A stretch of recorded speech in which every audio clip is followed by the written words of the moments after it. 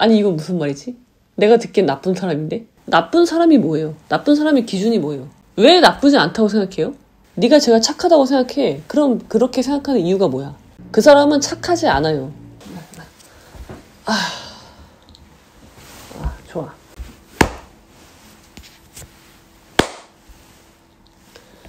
예, 여러분 안녕하십니까? 오늘은 즐거운 목요일입니다. 상담을 하다 보면요. 이제 이혼 상담이죠. 이혼 상담을 하다 보면은 배우자에 대해서 이제 얘기를 하잖아요. 배우자를 평가를 해야 되기 때문에 사람은 9단계로 나눌 수가 있어요. 1등급부터 9등급까지. 근데 과연 상담을 하시는 분의 배우자는 어느 정도의 등급에 속하는 사람일까? 반대로 그럼 이 상담자는 어느 정도의 등급인가? 그걸 이제 제가 질문을 한단 말이에요. 그거 되게 중요해요. 내가 어떤 사람이고 상대방이 어떤 사람인지를 아는 거 굉장히 중요해요. 모든 관계의 핵심은 거기서 시작을 해요. 그걸 알면 내가 지금 이 사람과 이 부부관계를 계속 이어나가야 될 것인가, 관계 개선을 위해서 어떤 노력을 해볼 것인가를 알 수가 있는 거거든요. 그러니까 질문을 잘해야 돼요. 우리 인생은요, 질문을 잘하면 답이 나와요. 근데 그 질문을 잘한다는 건요, 문제점을 알아야지 질문을 잘해요. 답이 뭔지를 찾는 게 아니라 이 상황에서 적합한 질문이 무엇이냐, 그거를 해야지 문제가 해결되는 거예요. 그래서 저는 상담 중에 여러 가지 질문을 하는데요. 그러다 보면요, 본인이 알아요. 사실 본인이 알고 있었는데 그거를 회피하거나 아니면은 의식적으로 그것을 모르는 척을 할 뿐이죠. 모르는 척을 해. 그리고 자기 기만을 하는 거예요.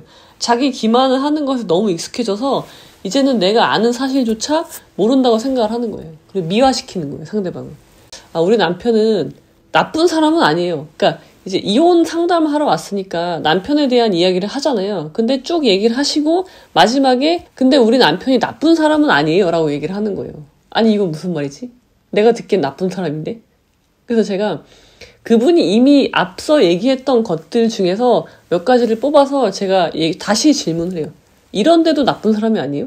그러니까 그 사례를 좀 더 감정적인 요소를 빼고요. 이벤트만 추려서 얘기를 하잖아요. 그러면은 이런데 나쁜 사람이 아니에요? 남편은 아내의 돈을 탐하고 있는데 나쁜 사람이 아니에요? 그럼 나쁜 사람이 뭐예요? 나쁜 사람의 기준이 뭐예요? 왜 나쁘지 않다고 생각해요? 이런데 나쁜 사람이 아니에요? 라고 물어보면 대답을 못 하세요? 그럼 제가 또 여쭤봐요. 왜 남편이 나쁜 사람이 아니라고 생각하시나요? 그렇게 생각하는 근거가 뭐예요? 라고 물어봤을 때 물론 남편이 그렇게 하는 건 나쁜데 전체적으로 보면 나쁘지 않다. 하나의 예를 들어보세요 라고 질문을 드려요. 내가 봤을 때 전체적으로 내 남편은 나쁘지 않아. 나쁜 사람은 아니야. 그렇게 생각하게 된 판단의 근거가 있어야 돼요. 그러면은 그거를 어떤 점 때문에 나쁜 사람이 아니라고 생각하는지를 말해보라고 질문을 드려요. 구체적으로. 그러니까 우리 남편이 여리다는 거예요. 마음이 착해. 마음이 착하고 여려요. 왜요? 왜 그렇게 생각하세요? 여리다고 생각하시는 이유가 뭡니까? 라고 물어보면 드라마를 보고 혼자 울어요. 물론 드라마의 내용이 슬펐겠죠? 자, 여러분 보세요. 살인자도요. 흉악무도한 살인자도 슬픈 영화를 보면 울어요. 슬픈 장면을 보고 운다고 해서 이 사람이 마음이 여리고 착하다라고 가면 안 되는 거죠. 그거는 이 의식의 흐름이 잘못된 거잖아요. 여러분들이 사람을 평가해요. 여러분 스스로도 평가해야 되고 다른 사람도 평가를 하게 되어 있는데 그 평가를 하는 판단의 근거가 없으면 안 돼요. 공자는요. 무엇을 가지고 평가할 것인가에 초점을 맞춰요. 하이라고 하는데요. 하이. 무엇을 가지고. 네가 그렇게 생각하는 근거가 뭐야? 네가 제가 착하다고 생각해. 그럼 그렇게 생각하는 이유가 뭐야? 슬픈 영화를 보면 울어요. 불쌍한 사람을 도와주는 걸 봤어요. 그거랑 나와의 관계에서 저 사람이 착한 거랑은 별개예요. 그리고 그렇다고 해서 저 사람이 착하냐? 우리는 알 수 없어요. 그러니까 여기서 착한 거는요. 저 사람의 말과 행동은 착하지 않아. 그거는 나는 100% 알아요. 왜? 내가 당하고 있으니까. 저 사람이 입으로는 욕을 내뱉고 아니면 가시돋친 말을 하고 여러분 욕설이 아니더라도요. 살갗을 파고드는 말을 하는 사람도 있어요. 그런 말을 해. 그리고 심지어 나를 때리기까지 해. 어떤 행동까지 나가. 그러면은 나는 우리가 상대방이 어떤 놈인지 어떤 사람인지 알 수 있는 방법은 두 가지 뿐이에요. 뭐예요? 말과 행동이에요. 근데 말에 가시가 돋쳐 있고 제가 이혼 상담을 할 때 어떤 분은요. 자기 배우자를 이렇게 표현을 했어요. 입에 칼을 물었다. 입에 칼을 문다는 건 얼마나 무서운 거예요. 근데 그런 말을 한다는 거죠. 그리고 행동은 냉랭하고 뭐 때리는 거는 뭐 말할 것도 없고 그냥 행동으로 보여주는 거죠. 상대방을 무시하는 태도 다 드러나요. 이건 때리지 않아도 내가 받는 피해는 그 고통은 이루 말할 수가 없는 거예요. 실제로 때려야만 아픈 게 아니죠.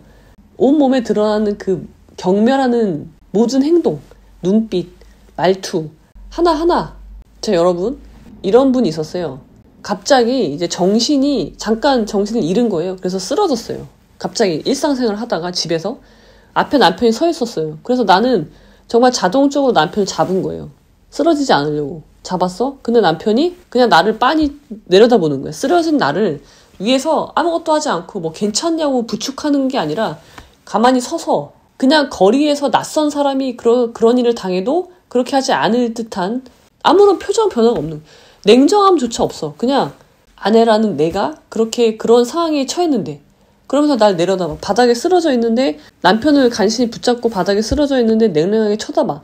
그건 여러분 인간의 존엄성이 말살되는 순간인 거죠. 자, 그런 행동을 해. 그래서 내가 저놈이 겉이 나쁜 놈이라는 건 내가 100% 알겠어. 근데 착하다는 건 뭐예요? 그 사람의 마음이 착하다는 얘기를 하는 거예요. 저 사람의 행동은 저렇게 하지만 마음은 착해.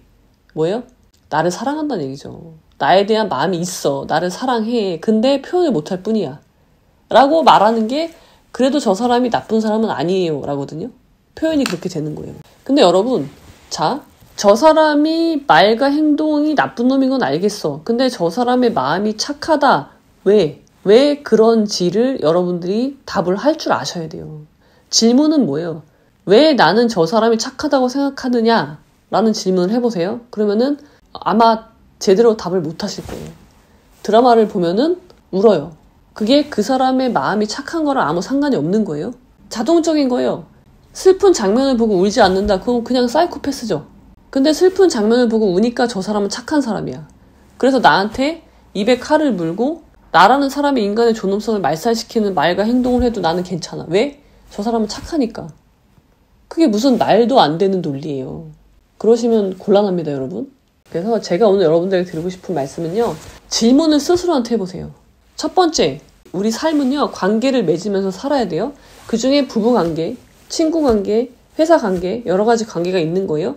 그러면 모든 관계는요. 다 뭘 해야 돼요? 나랑 누구하고 관계를 맺고 누구하고 관계를 끊을 것인지는 우리 삶의 질문이에요. 언제나. 그럼 그 질문에 답을 하려면 어떻게 돼요? 사람을 결국은요. 평가를 해야 되는 거예요. 쟤는 몇 등급이지? 그게 뭐 경제적인 그런 능력을 보라는 게 아닙니다. 이거를 호도하면 안 돼요. 왜곡시키면 안 됩니다. 좋은 사람과 함께 해야 되잖아요. 그럼 좋은 사람이 어떤 사람인지는 내가 평가를 해야 되는 문제가 남아요. 제가 사람의 9단계, 1에서 9등급까지 나누는 거 말씀드렸잖아요. 공자님의 말씀을 근거로. 그러면 그거에 맞춰서 사람을 평가해야 된다는 거, 그게 첫 번째 자세고요. 그 다음에 두 번째는 뭐예요? 내가 그렇게 판단한 근거가 무엇이냐요. 근거가 뭐야.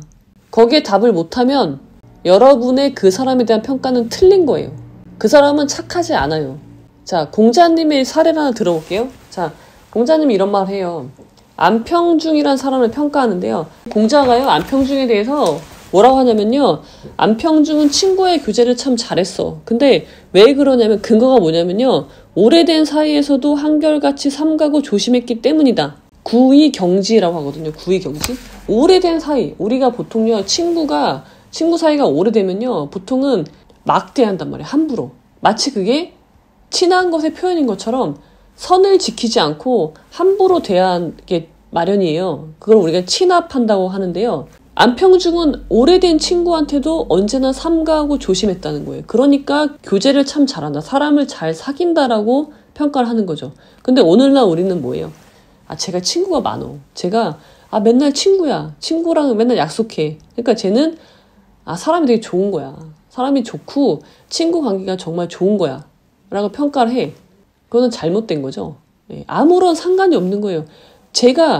저놈이 친구가 많아서 맨날 친구랑 약속 있고 그런 거하고 저놈이 친구 관계가 좋은 거하고는 별개죠. 완전히. 사람을 잘 사귀는 거예요? 아니에요. 그냥 내가 모르면요. 모른다고 해야지 그 사람에 대한 평가가 시작이 되는 거예요. 그래서 오늘 제가 여러분들에게 드리고 싶은 말씀은 두 가지. 사람을 평가해야 된다는 거. 그 다음에 두 번째는 판단의 평가의 근거를 반드시 여러분 생각을 하셔야 돼요. 그 근거를 누구라도 납득할 수 있어야 돼요. 상관없는 근거를 갖다 붙여놓고 쟤는 저래, 쟤는 착해, 쟤는 마음은 착해. 우리가 들여다 볼 수도 없는 마음이라는 걸 갖고 와서 쟤는 마음이 착해, 쟤는 친구를 참 잘 사겨, 쟤는 교우관계가 참 좋아. 그렇게 이상한 판단을 하시면 안 됩니다. 곤란합니다. 여러분이 잘못 선택한 그 사람과 관계를 맺게 되면요, 여러분이 불행해져요. 불쌍한 놈이랑 결혼하면 여러분이 불쌍해지는 거예요. 불쌍해서 결혼한 사람도 있어요. 그러면 안 돼요. 그럼 여러분도 불쌍해져요. 거기다 더 나아가서 여러분의 자식까지 불쌍해지는 거예요. 내가 한 선택이 어떤 의미를 갖는 것인지 내 인생에서. 그리고 결혼을 한다면 자녀도 생각하지 않을 수 없잖아요. 그러면은 내가 한 선택이 나뿐만이 아니라 내 자녀에게 어떤 영향을 미치는 것인지 그 의미를 한 번 더 깊이 생각해 보고 드리고 싶은 말씀은 결혼은 신중하게 해야 된다는 말입니다. 자, 그럼 여러분 오늘은 여기까지.